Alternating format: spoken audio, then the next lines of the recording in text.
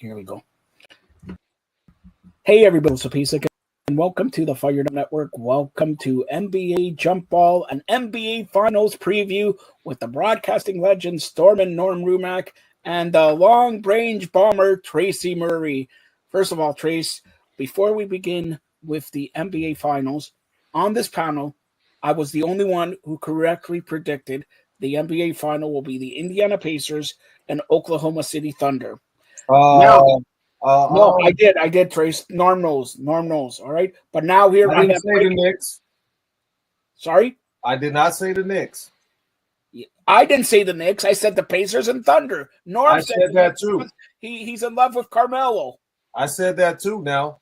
I said it was Pacers. I said it was Pacers in 7 and OKC in 6. Now I didn't get the games right, but I called these two teams. Yes. See, me and you, Norm is always. See what he tried to pull? What he tried to pull, Norm? See, but Norm got it wrong. Anyways, before we get to the preview, I got it wrong.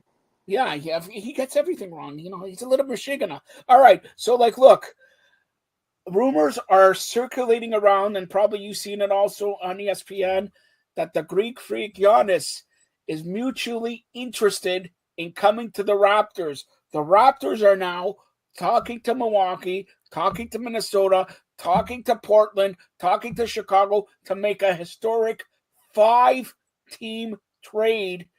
And Raptors presumably are going to get the Greek freak and maybe some guy named Durant to team up in Toronto. But forget about Durant right now. What are the chances? Have you heard this? And what are the chances of the Greek freak Giannis coming to Toronto? I haven't heard of it. The chances of Greek freak getting there is a lot higher than Durant getting there.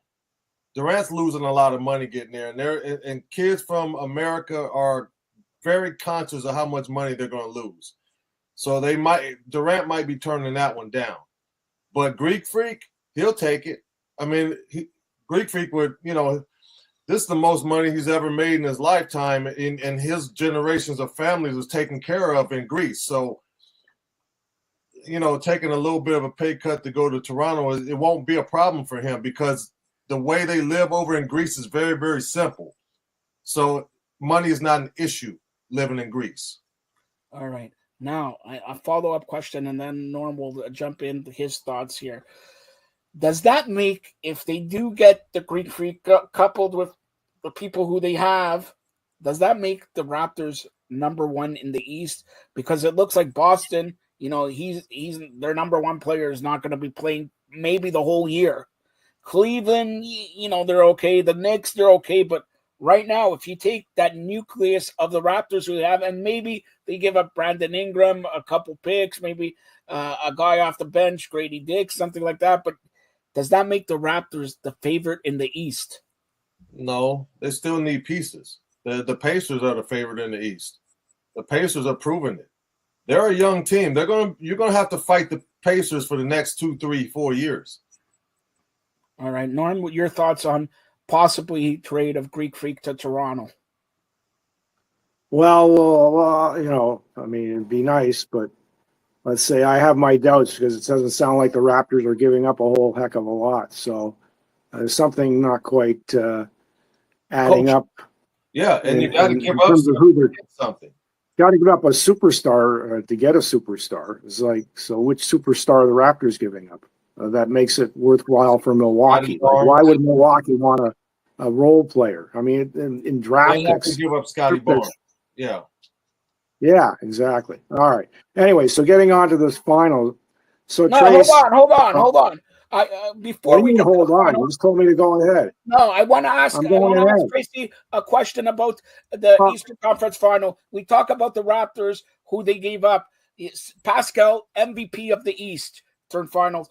OG was playing great for the Knicks and all that. When you see Pascal and OG specifically in an Eastern Final and playing their heart out, if a Raptor fan, do you think we got enough for that trade that Musai did? Well, I mean, you got to really look at, since the championship, look at all the guys that are flourishing. Norman Powell, OG, and Pascal. those three alone, you're sick as a Raptor fan watching those three do what they do. And whenever Kawhi is healthy, he's still a problem. And you even saw Precious Achiuwa get a couple of minutes and have his little spark. So, I mean, sometimes when you make moves for the future or people want out because of salary issues, it really hurts the team. But, when they go somewhere else and they do well, it's kind of hard to see, Okay, Norm, go ahead. Okay. Yeah. All right. So Tracy, on paper, we've got a great final matchup. Lights out offense from Indiana. They're like rope-a-dope with all their scoring, if I can use the boxing term. And then, of course, Oklahoma can smother you with offense and with defense. So it's a great matchup. Lots of excitement and some great superstar players on both sides. This, to me, has the feel of like a 7-game series with maybe a few or several overtimes. Do you see it that way, Tracy? Not overtimes, but I think it's going to go 6 or 7. Personally, I think so, because just like you said, the offense and the clutch play of Indiana, but you have multiple defenders, especially on the perimeter, with OKC that's going to make Indiana's life miserable. Defense travels. It goes from arena to arena. Sometimes your shot don't. When OKC's shot is not falling, their defense is in place to where it keeps them in most games, to where maybe at the end, Shea can carry them to the victory, And there's multiple threats on each side, on the Pacers and OKC. It's going to be a good series. I think it is. All right. So talk about the Canadians. I'm speaking like Captain Canada now. Yeah, you are. I'm on point. He's on location. I sent him to Timbuktu. Now, the other question is the Canadians in this final and all that, because Oklahoma, okay, I don't know how many Canadians have been in Oklahoma, but Shea winning the MVP, and he's been the best basketball player this year, and he's proud to be a Canadian. Then you got Indiana, they got a couple Canadians from Montreal and all that. Do you think this in Canada, do you think it will be the highest rated NBA final? In Canada, absolutely. Absolutely. Because, you guys are proud Canadians. And I am. Norm's not. The MVP of the league is Canadian, and he is in the finals. I'm pretty sure all of Canada is going to be tuned in. All right. So he's calling 6 or 7 for Oklahoma. Now, yes. I'm going to ask you this. Let's say Indiana stuns the world. Mm-hmm. How big a surprise is that? I don't think it's a big surprise. As I say again, you have multiple threats on each side. Both teams score the basketball. Both teams can shoot the three. Both teams actually can defend. It's just that OKC is a tad bit bigger. They can protect the rim a little bit better. So I'm looking at that when it comes down to it, is that they can protect the rim a little bit better. They both have perimeter defenders. They both have guys that can knock it down. They both have that number one guy that's going to attack at all times. So they're pretty much a mirror image. It's just that OKC is a little bit bigger. And so Tracy, no one is surprised by what Shai Gilgeous-Alexander has shown. No. Is anyone, including you or your NBA peers who you speak to, surprised at all in terms of what we've seen in the evolvement, big time, of both Tyrese Halliburton and Pascal since he left the Raptors? Is anybody surprised to see what those two are doing? I don't really talk to anybody, but just me, myself, being an analyst, I'm not surprised. I see Pascal putting in the work every summer out here at UCLA. He's been doing it every summer, even when he was in Toronto. He was working out with Rico Hines out at UCLA, getting his game together. So what I see out of Pascal is not surprising at all. He's improved every year. Halliburton is a very good player. He has a chip on his shoulder. He's super unselfish. He's really for the team. I mean, anybody that you see get 15 assists and no turnovers, I mean, he's making the right plays. So when you make the right plays, you're unselfish, and you can score the basketball, you should be playing at a high level.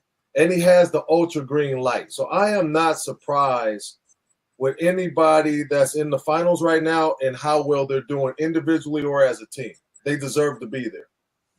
All right, let me do a follow-up question before Joe comes back in. Trace, please share with us your scouting report on both coaches. I mean, Carlisle's been around for a while, so probably I think folks are a little more familiar with him. But give me your perspective on both coaches and what areas they particularly excel in as head coaches. I really don't know the OKC coach like that. He wasn't. I wasn't around when he was around, so I really don't know him, his background, what his philosophies are. But I was coached by Carlisle. He was an assistant to PJ Carlissimo when I was in Portland. Carlisle is a worker. He was a worker as a player. He was a worker as an assistant coach, and he's a worker as a head coach. So everywhere he goes, they win. So, it doesn't surprise me to see him in the finals. And whatever the OKC coach is doing to make them buy in to that system of defending, sharing the ball, and understanding that Shea is the guy. Sometimes people that are right there, like a Williams or Chet Holmgren, that feels like, hey, I'm here too.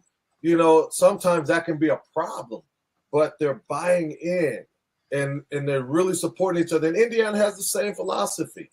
They're buying into Halliburton. They're buying into Pascal. So when you have a total team effort, a total buy-in, this is the result of why both of these teams are in the finals and why both coaches are really good. All right, a special shout out to Miles Turner. The guy played 10, 12 years, finally getting to the championship level. And, a lot of people are gearing for Indiana and also for Oklahoma because unlike Norm, I don't think anything good has come in Oklahoma. They haven't won anything except maybe, Barry Sanders coming out of Oklahoma or something. It's going to be a party in Oklahoma when they win, if they win and everything like that. And I'm going to say this. Unlike the Denver Nuggets, who had a Canadian as a point guard, Murray, and all that, I think Oklahoma, because they have 26 first-round picks in the next 10 years, are going to capture the NBA title more than once. Put it that way. I think they're going to be, I wouldn't say like a dynasty, but I don't think it's the first time they're going to go only time to the NBA Finals. What do you say, Trace? They're not going anywhere, I'll tell you that much. They're going to be there for a while. Their window, same thing with the Pacers. Their window for championships is open right now. This is both of their windows of opportunity. They have 2 to 3 years to get it done. I think Boston's window is closing. I think Denver's is closed. And I don't really see anybody in the West challenging OKC, maybe Minnesota if they get the right pieces in the offseason. To go back to Turner for a second, he was rumored in a trade to the LA Lakers earlier this year. Aren't they glad that they didn't do that? That would have disrupted everything in Indiana. I think 10 years of being in one place and gutting it out and now finally getting to the finals, that's worth a big payday if he's a free agent. His just with his loyalty alone and how valuable he's been, I think they need to consider not moving him. Let him retire a Pacer. So you mentioned Turner, and Norm, if you want another question after this, you can ask it. But you mentioned Turner. TNT, the Ted Turner Network, after 30 years, finally signed off this weekend. Trace, give me your memories, because when we were a youngster, we're the same age, except Norm's 40 years older, but we're the same age. Basically, we grew up with TNT, even though in Canada you did not see it, but you had to have satellite dish and all that. They were a staple of NBA, staple of NBA. Now they're going to Amazon and NBC and Charles and Shaq and everybody's going to join ESPN. I like to see, Stephen A. Smith up against, first of all, but myself, I'll destroy him. Second of all, against Shaq, against Charles Barkley and all that. Give me your memories of TNT coverage, and what do you expect? Do you expect the same thing or a little bit tweaking here and there when they move to ESPN? It's going to be different. I know you're going to have the same crew, same directors, same producers, same cast of characters, but you're on a different network. And when you're, hey, I work for Mickey Mouse too. You can't do the same things on, Disney that you can do, at TNT. They had so much freedom to do or say wherever they wanted to. And I hope they don't bother that show. I really don't. When I first think about TNT, I think about the many games that I played on TNT, first of all. Without Turner, there would have been a lot of my games that probably wouldn't have been seen. So shout out to Turner. Thank you, for the memories.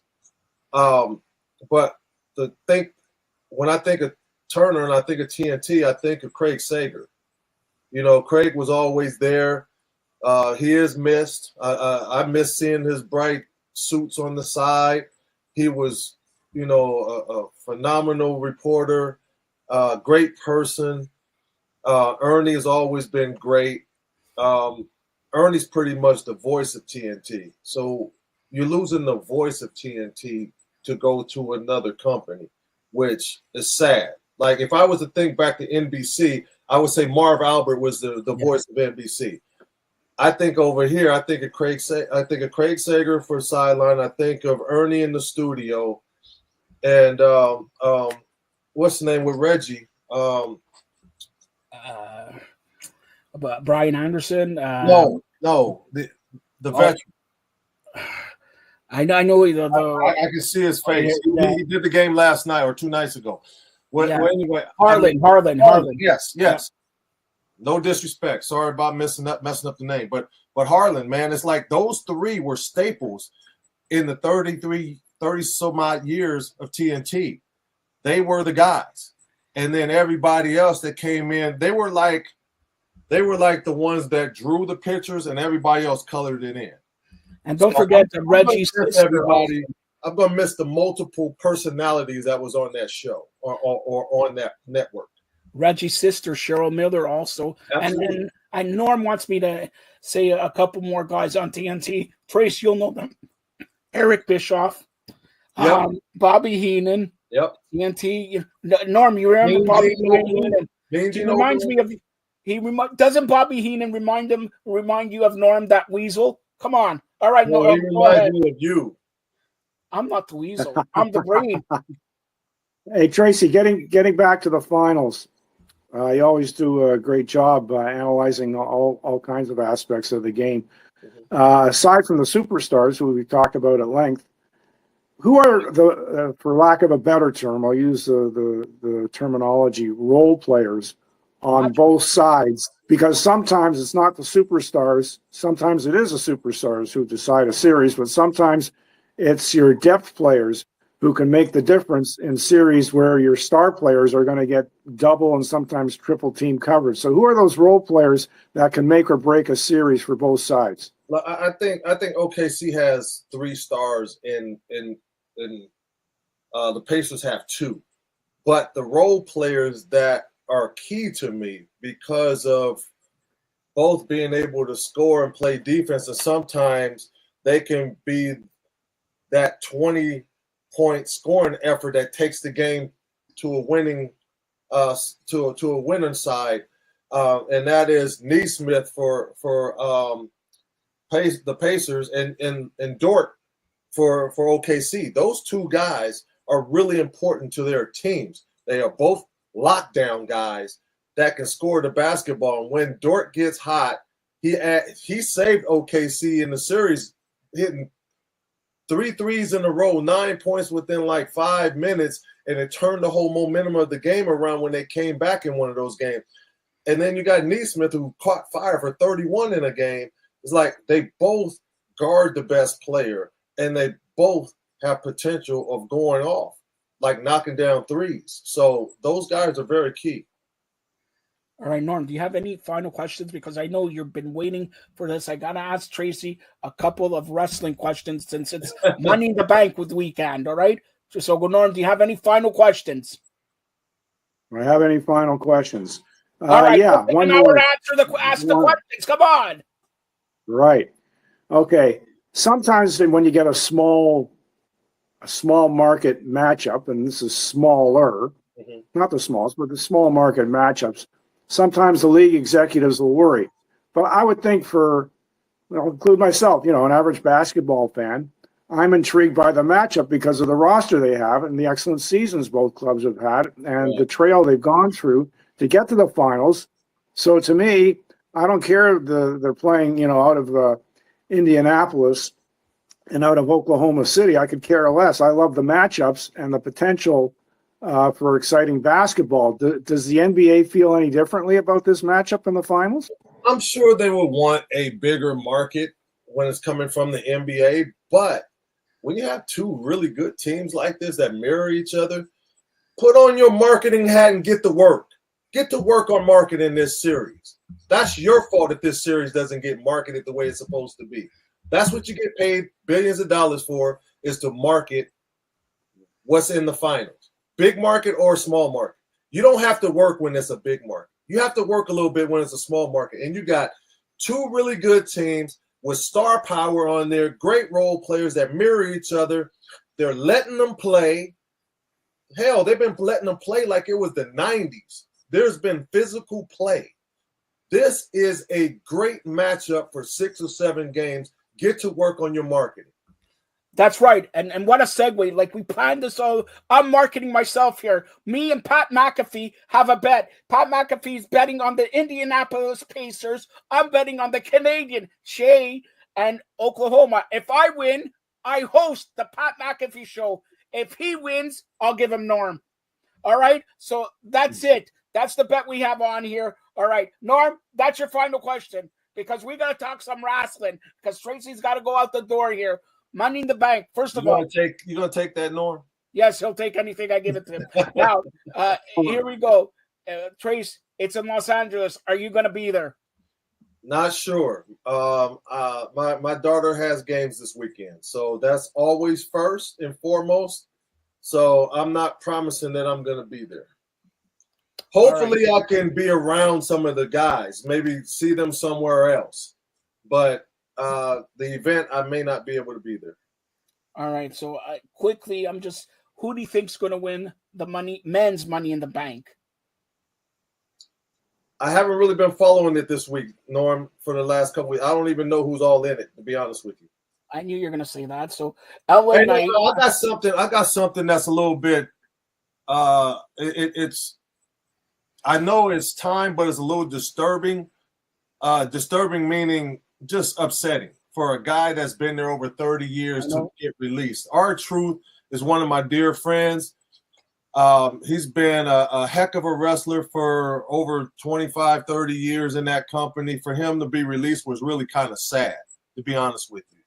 But it's no different than us retiring or us getting cut at a certain time in our careers, where the youngsters have to be promoted and the older has to go out the door. So shout out to R-Truth, one of my buddies, and I hate to see him go. He's had a hell of a career. And by the way, in case you didn't hear, Carlito's contract's not going to be renewed, so Carlito's out the door next month. And Valhalla, Sarah Logan, has been released today. So those three have been released, and everybody in the wrestling world wants you read it, and because he made a statement. Ron Killings, that's his name. He made a statement, and everybody, is this true? This can't be true, and all that. So, because here it is, he was main eventing on Saturday main event against John Cena. All right, at the Saturday night's main event, and I think that was, without saying farewell, I think that was his farewell match. That was he's 53 years old. Yeah, so he's my age. A little bit older, and Carlito's 46, and they're starting to get all these youngsters and all that. But I'm telling you, by the way, Ron the Truth Killings, a big fan of John Cena. But did you know Ron the Truth Killings was a big fan of yours and especially mine? He actually motivated me to go for the presidency of the provinces of Canada, the mayor-elect of North America. And he told me, once Oklahoma wins, run for the mayor of Oklahoma. So, Norm, I can't do all this, so I'm sending you down in 2 weeks. Once they win the championship, you got to get me my ring, because Tracy never gives me my ring, even though he won two rings. You got to get me my ring. And anything else cool in Oklahoma? One. I got one. Sure. All right, you got one ring. Where is it? It's in the safe. Oh, it's in the safe because Norm steals Yeah. it, right? All right, go ahead. Tracy, don't you think that Joe is like kind of working me to the right down to the grinding stage? It's like Tracy, I need Norm. You got to get him off of you at some point. Hold on, Norm. Tracy, what if I put you in? Tracy, I've got a great idea. How about if I put you in a steel cage match with Joe in the ring? First of all, and I wager big shekels on you, Tracy. Tracy, what kind of a job do you think you could do on Joe? Hold on. Put us in a steel cage. He'll try to escape. Put us in a cell. I can't even lift up my legs. That's number one. Number two is, you know me, as the president of the province of Canada, I'll hire Captain Canada, bring him back from Guatemala, and he'll be the special referee. Come on. All right. So there you go. But anyways, we're going to conclude NBA jump ball. Tracy Murray says Oklahoma in 6 or 7 games. Correct, Trace? Yes. All right. Norm, what do you say? Well, I you know, my heart beats. 1 second answer. My heart. I don't want a 6-minute answer from you. Yeah, well, we're up to 30 seconds, anyways. I can stop. Well, pick Joe, you got an interesting way of going. Now we're up to 45 seconds. Oh, okay. my heart bleeds red and white for Mr. Shea Gilgeous Alexander from Hamilton, Ontario. I got to go with the Canadian kid. I got to go with him. I'm sorry. I got to go with the Canadian kid. I'm going to pick Oklahoma, but I think it's a riveting series, and I'll take OKC and SGA to take it in 7 games. And I was only going on gut feel. I mean, because I'd like to see some overtime. It'd be great if every game was overtime. But anyway, I think it's a great series that we're going to and a memorable one that we'll be watching. So I'm hoping for Shea Gilgeous and the rest of OKC Thunder. First of all, for those people who don't know, Norm said he bleeds red and white. First of all, blood is red, not white. Second of all, you're on Canadian television. You have white blood cells, Joe. Yeah, you're right. Never mind. I'm not even talking white blood cells. Yeah, I'll give you blood. All right. So, Trace, you're in Canada here. The Stanley Cup, Edmonton, Florida, in a rematch. I mentioned you're in Canada here, and let's face it, I'm the president of the province of Canada. I'm going to make you an honorary Canadian. Who is your pick for the Stanley Cup? I'm mad that the Maple Leafs aren't in, man. Yeah, don't be mad. It's 60 years. It's going to be another 60 years. Don't worry. Come on, Trace. So with that being said, I got to go with Edmonton. See? Now watch this, Trace. I know you wanted me to do this all the time. Norm, he picked Edmonton. You're picking Edmonton. I'm picking Edmonton. In honor of all 3 of us picking a Canadian team, close it out by singing the Canadian national anthem, Norm. Well, if I had any singing talent, I wouldn't be doing this for recreation, Joe. Let's put it that way. So I'll just finish. Oh, Canada, we stand on guard for thee. Excellent, Trace and Norm. Trace, thank you, Tracy. Thank you. Tracy, would you like to be my agent?